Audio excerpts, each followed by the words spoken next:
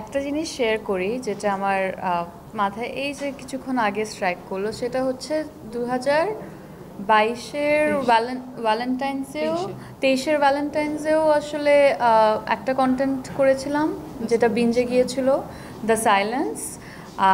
গত বছর করলাম আরারাত, আর এবছর নীলসুখ নিয়ে আবারও ভ্যালেন্টাইন্সের মৌসুমে আসছি বিঞ্জের সাথে। সো এটাকে এক ধরনের একটা হ্যাট্রিক বলা যায় নাকি?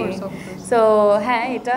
আর ভিকি ভাইয়ের সাথেও ভ্যালেন্টাইন্সের এই নিয়ে থার্ড টাইম ওটিটি প্রজেক্ট হচ্ছে।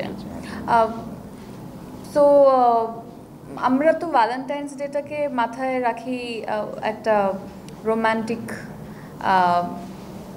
একটা মৌসুম, এবং হচ্ছে 7 তারিখ থেকে সম্ভবত শুরু হয়ে যায় rose day, chocolate day, proposal day, অনেক কিছুই।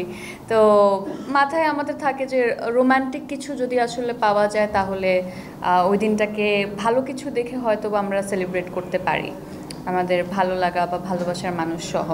তো ওইরকমই এক ধরনের একটা চিন্তা ভাবনা ছিল যে একটু রোম্যান্টিক কাজ কিন্তু ভিন্ন ধরনের আমরা কি দিতে পারি কিনা অডিয়েন্সকে। সেই জায়গা থেকে যখন ভিকি ভাইয়া এই গল্পটা শোনালেন, আমার কাছেও মনে হলো হ্যাঁ, এখানে রোম্যান্সটাও আছে এবং কিছুটা ভিন্নতাও আছে। সেই জন্য এই কাজটা করা, বিঞ্জ সাথে আছে, সেটাও অনেক বড় একটা ব্যাপার। তো সব কিছু আসলে একদম সুন্দরভাবে মিলে যায় এবং কাজটাও আমরা সুন্দর করে শেষ করি। যতটুকু আমাদের ক্যাপাবিলিটি আছে সেটা আমরা ইউটিলাইজ করার চেষ্টা করেছি। একটা ভিন্ন ধরনের গল্প আপনাদেরকে দেবার চেষ্টা করেছি। ট্রেলার দেখে হয়তোবা কিছুটা আজ পেয়েছেন আপনারা, আর বাকিটা 18 তারিখে আশা করছি আপনাদের সবার সাথে আবারও দেখা হবে। আমাদের প্রিমিয়ার হতে চলছে সেদিন। এই তো। আর আপনাদের সবাইকে অনেক অনেক ধন্যবাদ।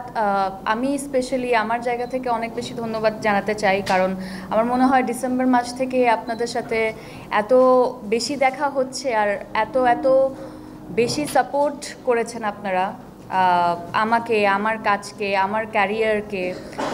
এটার জন্য সবসময় কৃতজ্ঞ থাকব এবং এই কাজটা আশা করছি আপনাদের সবার ভালো লাগবে। বাকি কথা 18 তারিখে হবে।